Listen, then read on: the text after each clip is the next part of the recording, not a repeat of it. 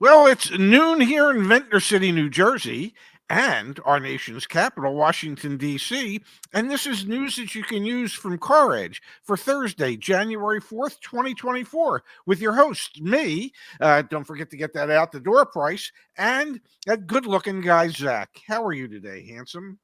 Doing great, Dad. The car market, folks, it has flipped. We've got all of the data from Q4, and that's not what's most important. What's most important is all of the conjecture and commentary around the sales data in the automotive industry. The reason this is important for everyone that tunes into this show, it's important because we are going to continue to see aggressive incentives and downward pressure on car prices in 2024. Before we jump into the quotes and things there, Dad, every sign points to 2024 being a year of cool down, slow down, whatever you want to call it for the industry, and a year of opportunity for consumers after coming off of 2 years of it being a terrible market to be a customer, really, really difficult to find deals, really difficult to negotiate, and really great for profit margins.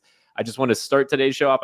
Like 24 is the year of flippage in the auto industry. We'll read some of the quotes and the conjecture in just a moment here, but do you agree or disagree with my take there? We seem to have flippage, ladies and gentlemen. It's the first time this year, by the way. Wes is right. It's the first time this year it has flipped. It'll likely flip a few more times between now and December 31st. Well, probably just between now and tomorrow. I'm sure he'll have me doing a video later today about flippage. It appears that manufacturers, dealers, are agreeing to the fact that the halcyon days of shooting fish in a barrel are over.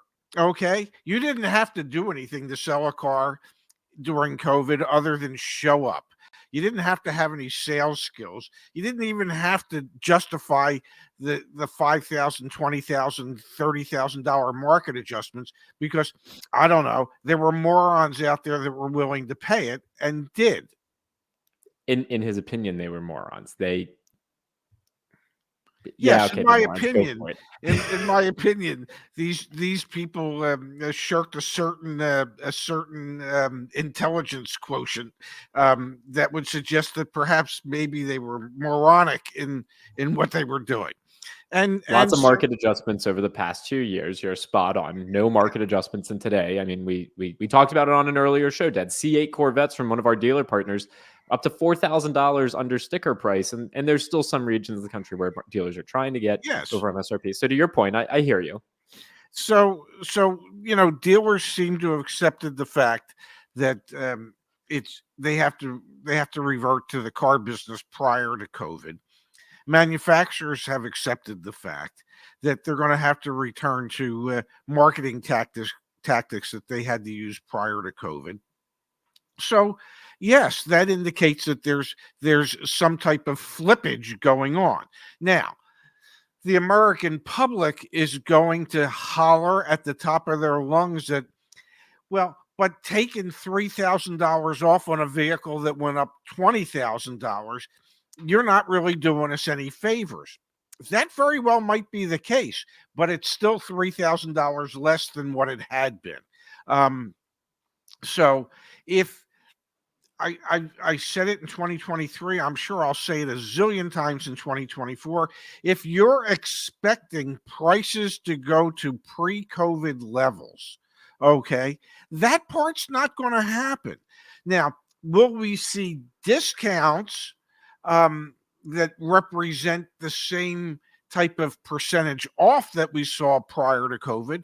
More than likely, yes. The problem is that the discounts, that percentage of discount is off a much higher priced vehicle than it was before. But the level of discount will probably be pretty close to what it was pre-COVID. Definitely. We're going to jump into some of the commentary as well as the data. Before we do, just want to come here to Jason. Jason, thank you for the contribution to the show. No focused interest in cars. Thank you. Still love the channel. I'm learning so much about the markets. Thanks, fellas. Thanks for being here, Jason. We appreciate you being a part of the community. Dad, what I found fascinating, so we can click through some of the data here, is the largest sales year for the industry since 2019. Everyone, for the most part, eked out.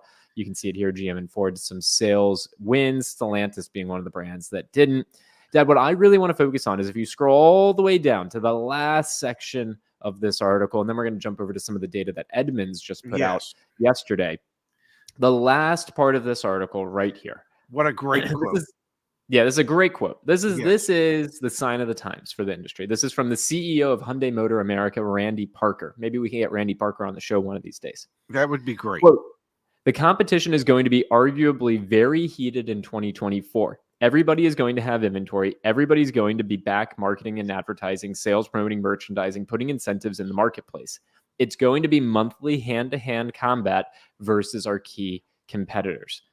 No one, and I mean absolutely no one, was communicating anything along those lines 18 months ago, 12 months ago, 2 years ago.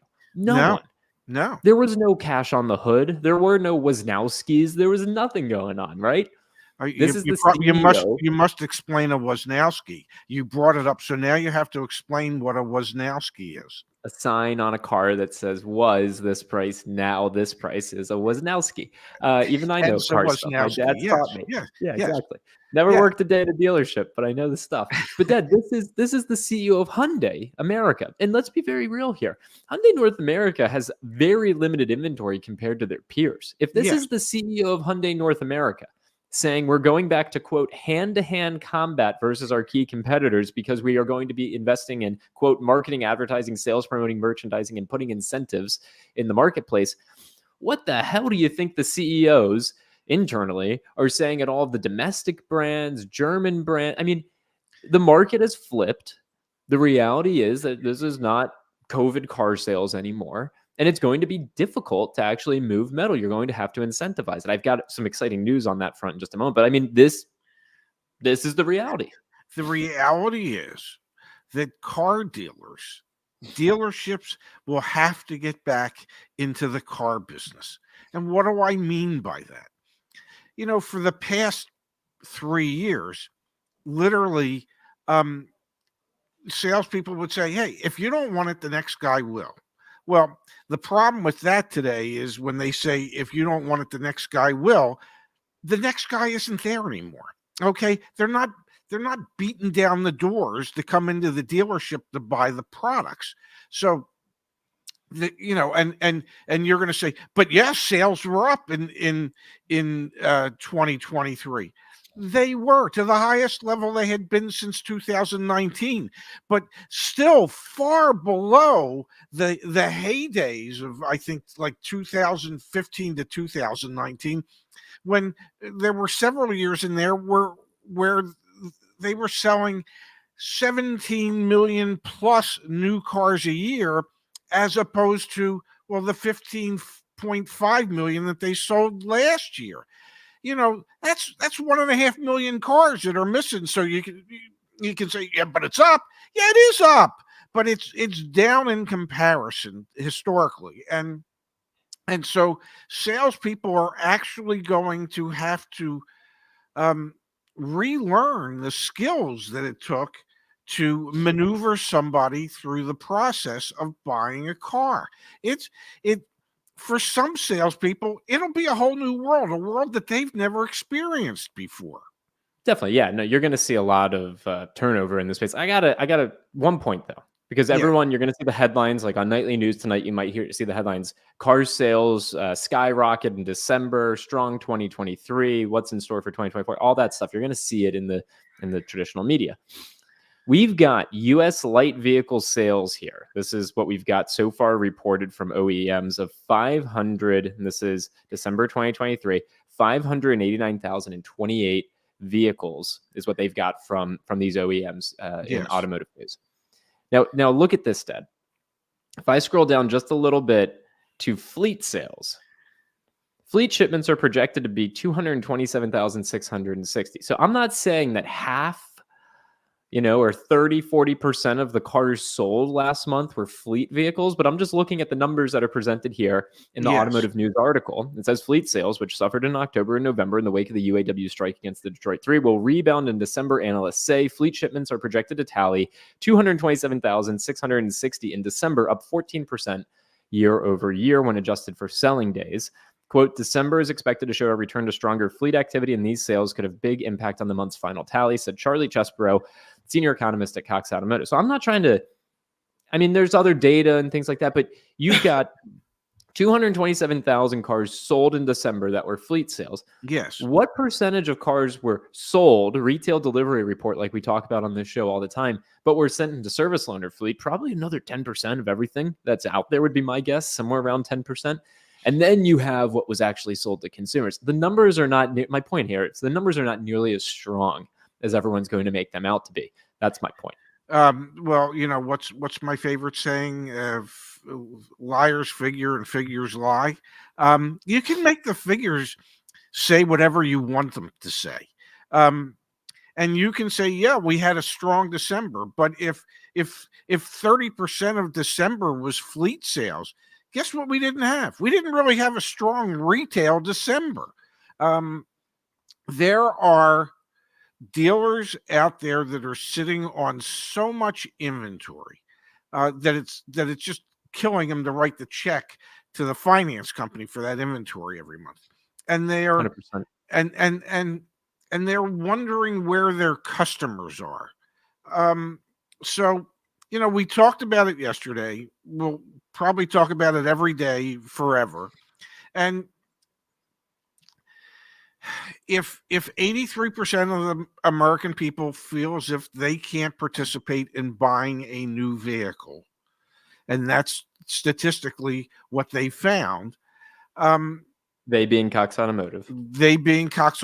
when they did a survey of people, that leaves, you know, not being good at math, but that leaves the 17% who think they can, and not every one of the 17% is actually actively out there trying to buy a car. So that's where it's going to become hand-to-hand combat between manufacturers and basically hand-to-hand combat between customers and salespeople. At a certain point, dealerships, many of the dealerships out there, are just going to accept the old axiom in the car business, which is, what do we got to do to move the metal? Just move the metal. You know, if you got somebody that's breathing and is qualified to be able to buy the vehicle, then you figure out a way. If they've expressed an interest in it, then you figure out a way to make sure they go home with it. And figuring that out doesn't necessarily mean you have to make a big profit or any profit. You know, sometimes winning is selling a car by losing money, but you've gotten it off your floor plan. You've relieved yourself of one more unit. Maybe you took in a trade that you can then retail and make some money on. You gave your finance department an opportunity to pick up some money there. You created a new customer for parts and service. So sometimes losing money is actually winning at a dealership. And that's what we're going to get back to. Couple thoughts. One, we should conduct our own survey with our audience about questions around vehicle affordability. So Yes. I'm just planting that seed. If you all in the chat want to leave some ideas for questions we should ask, because Cox Automotive, we've referenced it all the time. They asked, I think it was 1,000 people that said they were in the market to buy a car. They asked them, you know, around vehicle affordability, and only 17% of people said they could afford to buy a new car. We should conduct our own survey. I would love to invest in that. Yes. I think it would be an absolute no-brainer. The other thing I wanted to bring up, Dad, is we had an incredibly thoughtful contribution come through. I want to put you on the spot here in just a second with some trivia, but before we do, outsider reviews, thank you for the contribution. If a dealer is offering 4% interest rate with $1,500 financing rebate, what would you negotiate if they have 50 of that vehicle in stock? The dealer is offering 4% interest rate. Yeah. $1,500 financing rebate. If they have 50 of the thing in stock, I would just negotiate the hell out of it. Exactly. I would, you know,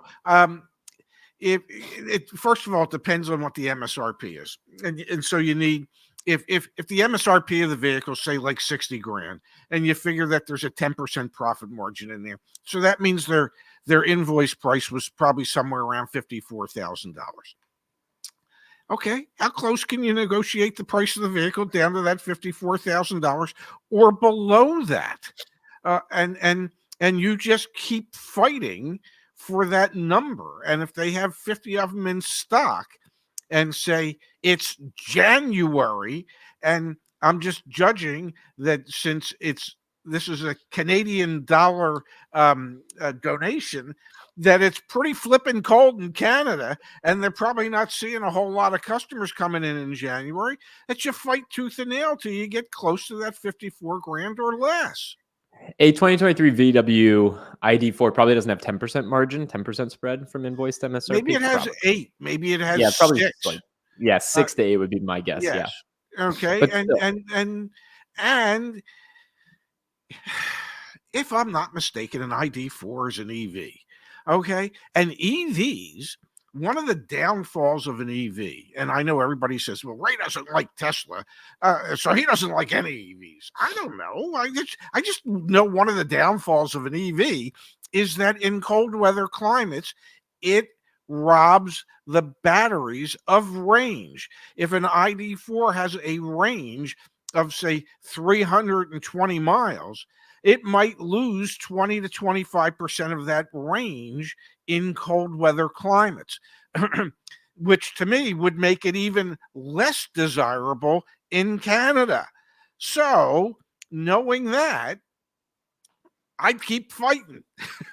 Invoice or below. I would say Yes. invoice or below. That is 100% what I would be shooting for. Now, Pops, I got a question for you. Yes. Last month, we helped 11 members of the CarEdge community and the Ray and Zach channel community purchase their brand new Mazda from our dealer partner through CarEdge. They bought their Mazda through CarEdge. It was incredible. 11 people, feel really proud about that. We were offering in December, in conjunction with Mazda 0% financing offers, $500 below invoice on 2024 Mazdas and $1,000 below invoice on 2023s. Yes. What do you think we negotiated with the same dealer group? Again, if you're interested in buying a Mazda through CarEdge, you can just go to caredge.com and see. Before we go there, Dad, I want to put you on the spot. What do you think we were able to negotiate, knowing that it's now January? They don't have a huge allocation of new inventory. Like, what do you think we were able to get?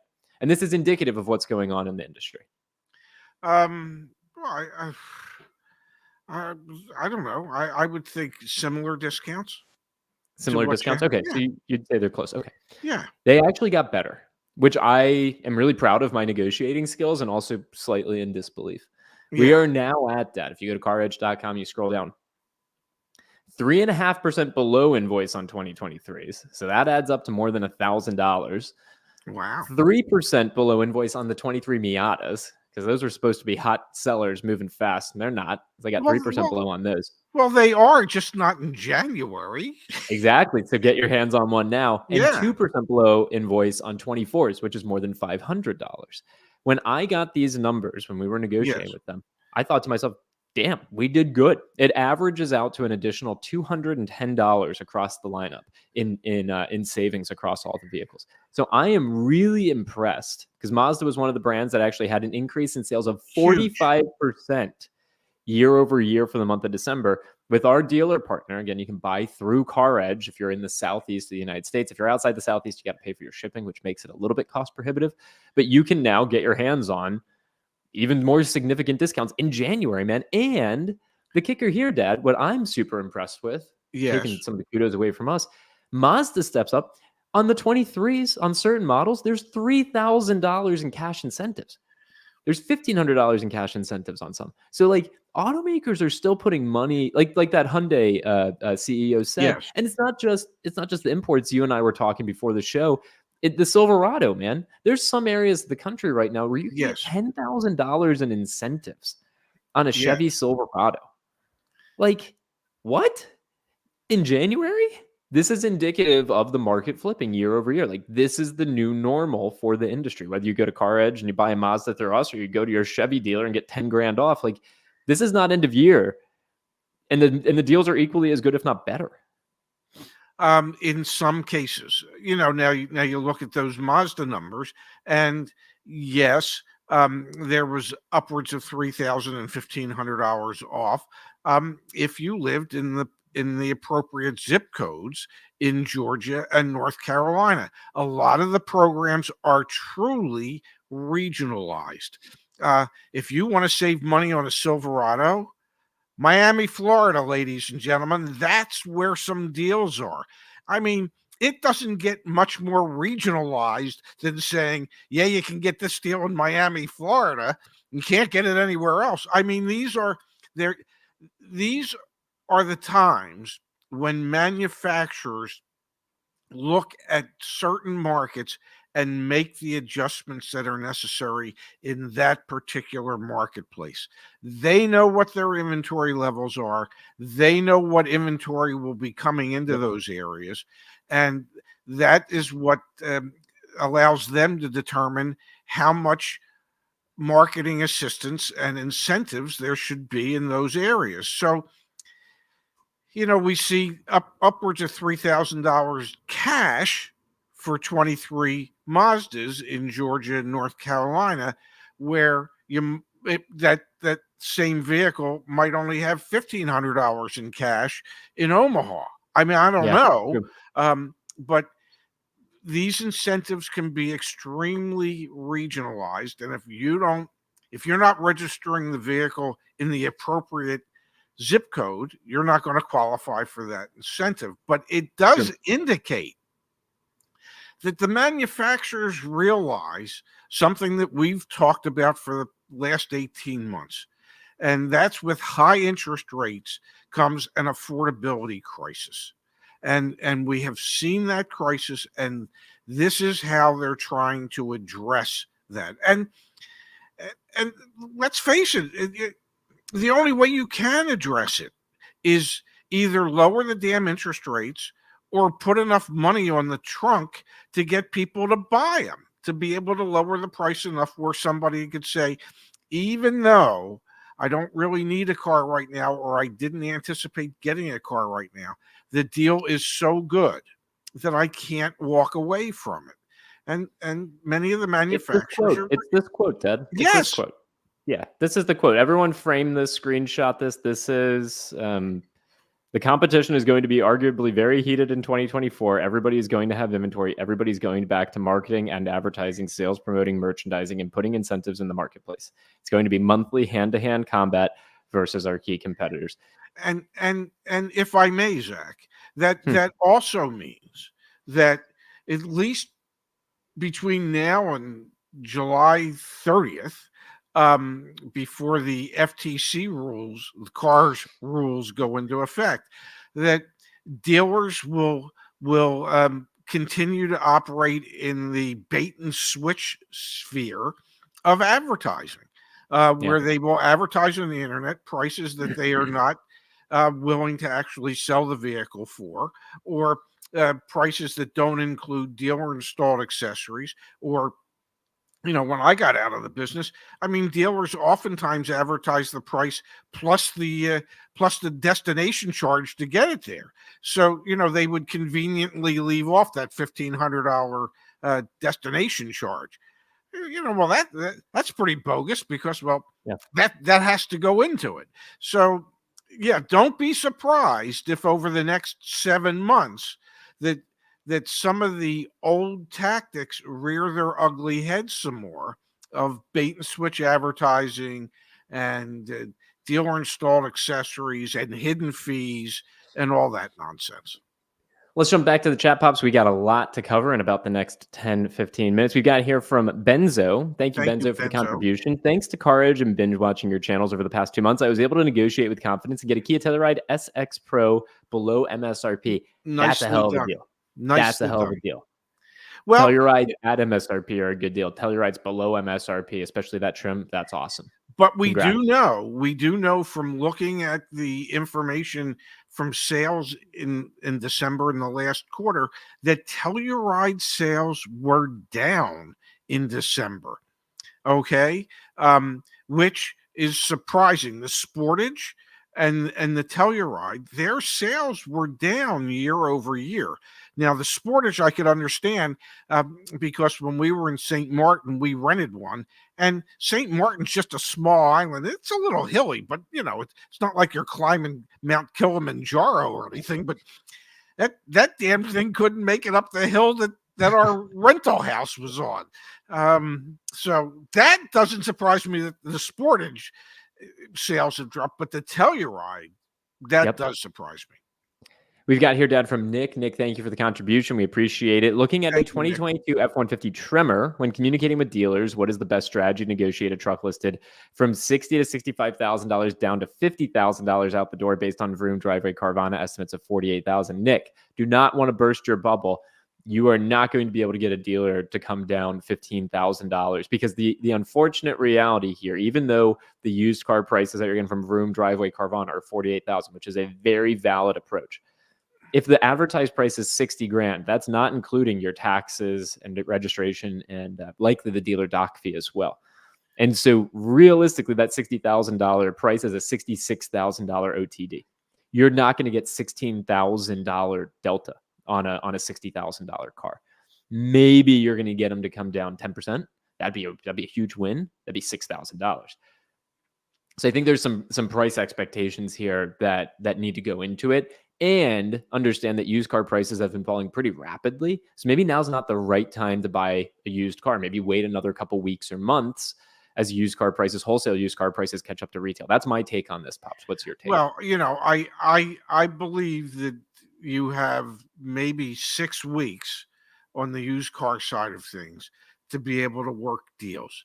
And once you get to the middle of February, then the dealer starts saying to himself, well, we're just about in tax season. We might as well just hold on to it, because once tax season hits, used car sales go up again. So you've got maybe 6 weeks. But I thoroughly agree with Zach. They're not, you have to remember that whatever the agreed upon selling price is, you then have about 10% in fees, sales tax, title, registration, all that you then have to add. So you're not getting a $60,000 truck with fees that's $66,000. They didn't leave themselves $16,000 margin in the vehicle. Did they have $5,000 margin in the vehicle? Probably, but $16,000? Probably not. So here's a good example.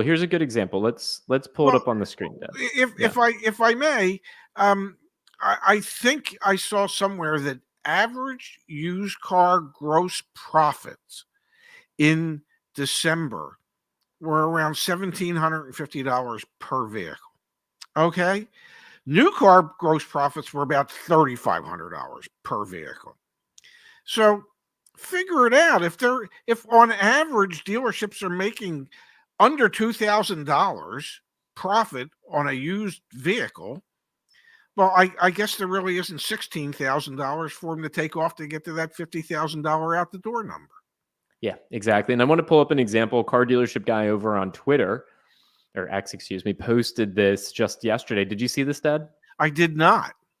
So this is a salesperson's new car sales from last month on the East Coast. You can see that over here. First column is profit on new cars on the front end, and the second column is back end gross profit. So that would be finance. Yeah, finance. Yep. So that would be finance reserve. That would be warranty products, all that fun stuff.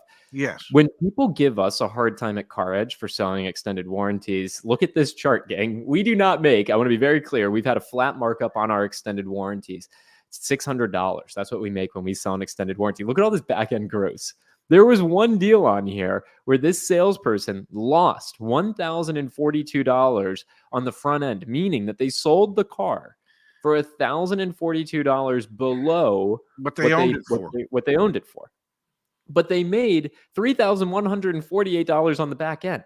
Yes. So don't give us a hard time when we make $600 giving people an option to buy a warranty outside of the dealership, when in reality, that $3,148 is probably a combination of finance reserve, warranty, sales, gap insurance, 3-for-1, whatever the hell it is. So you look at this, Dad, this dealership, this salesperson lost $13,887 on the front end. Let's be very real about this. That does not include dealer doc fees. That does not get counted as part of the gross. Okay, that just goes to the owners. So the dealer doc fee is not factored into that. That goes to the owners. But that same salesperson on those vehicles they sold made $31,000 in back-end gross profit. Yeah, that's the money maker. It is. And then you look at it and you go, so for all the cars he sold, between front end losses and back end profits, he made $17,000, and it looks like he sold about 15 cars. So what did he make? $1,100-$1,200 a car. It's 852. It's right there. 852.25. 852.25. Lost $700 every car on the front end and made $1,550 on the back end every time. So when we look at this helps put into perspective. I'm so glad that CDG shared this. This is the reality of the car business right now. And again, let's be very real. There are other profit centers, doc fees, but that doesn't go to the salesperson or the sales manager. That's just a freaking owner making a profit on every car that goes through. That pays the utility bill, Or as Igor always reminds me, that's the yacht fee. That's the pay for the dealer's yacht. Because the sales manager doesn't participate in that. The general manager doesn't participate in that.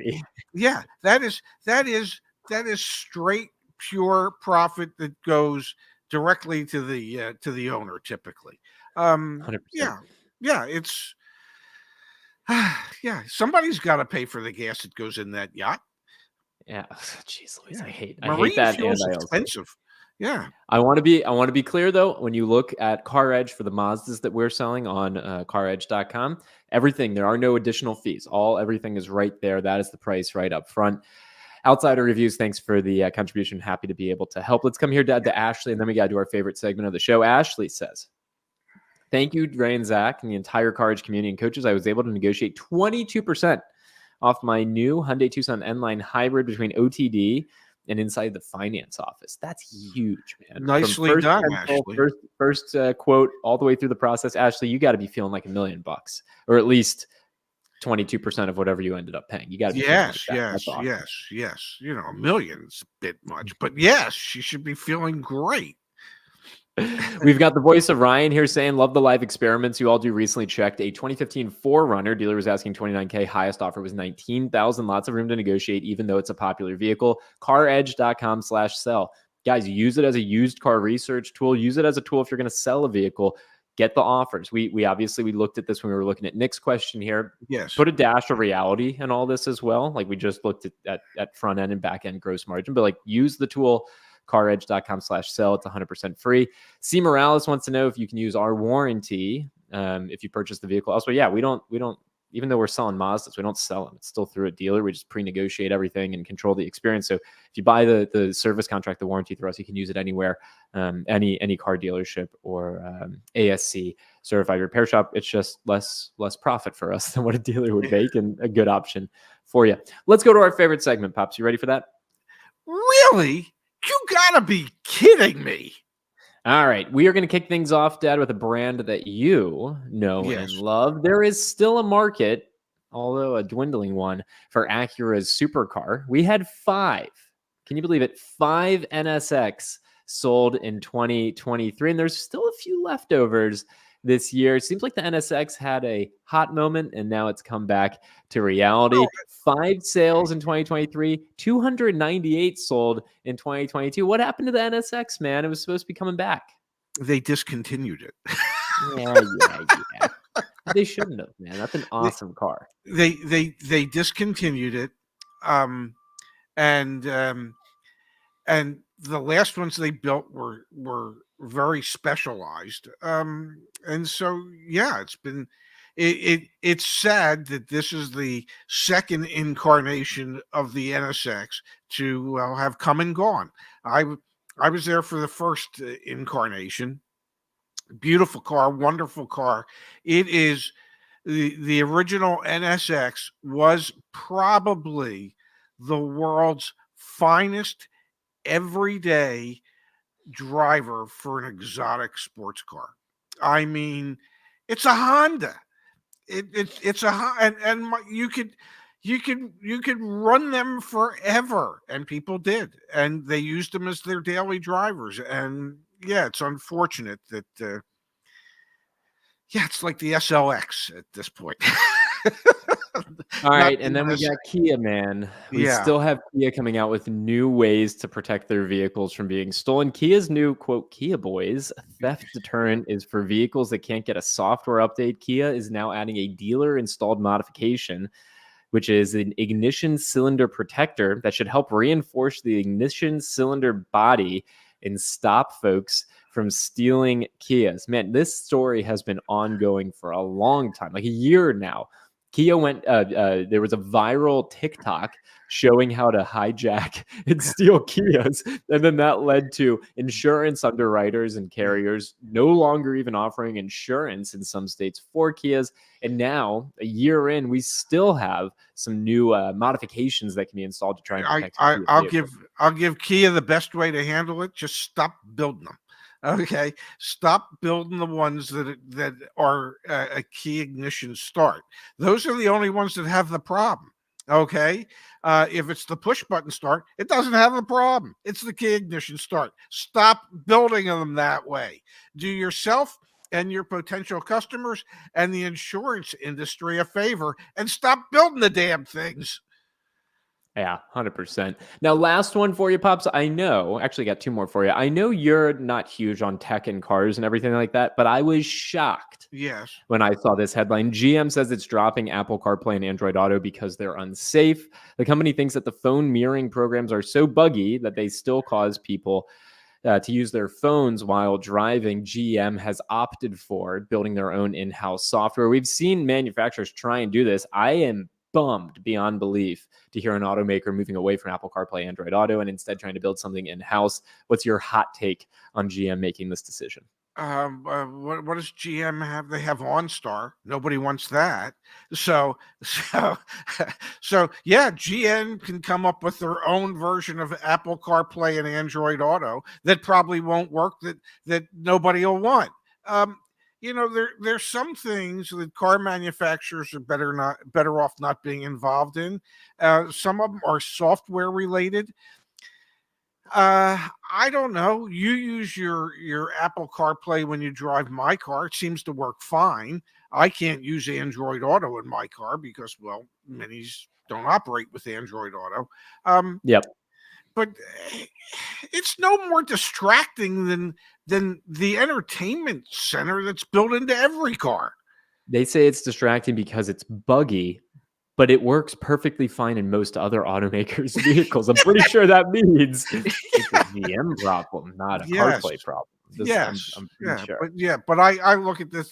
This will be the OnStar of Apple CarPlay and Android Auto, though. They'll throw it in the cars, and once it expires, nobody will re-up. Well, and also it'll be terribly difficult to use and all that fun stuff. Probably, Final story for today's Really Gotta Be Kidding Me. You turned me on to this one, Dad. Fired finance manager files federal whistleblower lawsuit against Chicago area dealership. Fired finance manager alleges forgery, fraud, and sexual harassment in the suit. That the TLDR here is we've got regularly engaged in illegal, fraudulent, and deceptive practices against consumers and lending institutions. That's no good. What else do we have here? He discovered the handwriting and signatures on the contracts didn't match the prospective co-signer's driver's license and credit application. So we got our typical fraud going on. And then we've got retaliation going on with a salesperson and this finance manager. Not a good look. For the salesperson beat up the finance manager, and then they fired the salesperson because, well, you're not allowed to beat up your finance manager. And then when the finance manager quit, they brought back the felon, the alleged felon, the beater upper, and they gave him because apparently. He might not be able to get along with finance managers, but damn, he probably could sell a lot of cars. So it was like, we don't care what his interpersonal skills are with our staff. It's, hey, he makes us a lot. He sells a lot of cars. It is such nonsense, especially when he brought to the general manager's attention that, well, the signatures on the credit application were completely different than the signatures on the contract, that somebody forged the customer's name on the contract, and the general manager was, well, what are we going to do about it? Well, nothing until that customer sues us. Incredible, man. Incredible. There are, and let's be very real, there are fraudulent bad people in all industries, not just the auto industry. This stuff happens. enough that we get to talk about it in our really You've Got to Be Kidding Me segment. Dad, I just want to remind everyone back at CarEdge.com, if we can help you buy a car, sell a car, protect a car, do all the fun things with your vehicle, go check out CarEdge.com. And for those of you interested in those Mazdas, please just go to CarEdge.com and then click View Inventory. It's right here when you scroll down. And I mentioned it earlier, we'll get it up on the website sooner rather than later. We have those Corvettes, those C8 Corvettes, $4,000 under MSRP. If you're interested in the meantime, just email me, Zach, Z-A-C-H, at CarEdge.com. You won't have to go to the dealership, talk to a salesperson, any of that. You can buy it with CarEdge instead. And last but not least, ad from Robert. I started watching you guys a few months ago, and I must admit it's getting old. Not sure why you do daily videos as you repeat the same thing every day. I think weekly video is better. Robert, this is when me and my dad get to hang out every day. Like I'm busy at work. He's busy being retired. We take no offense. No offense from this comment. No offense from you. No offense whatsoever. Oh, speak for yourself.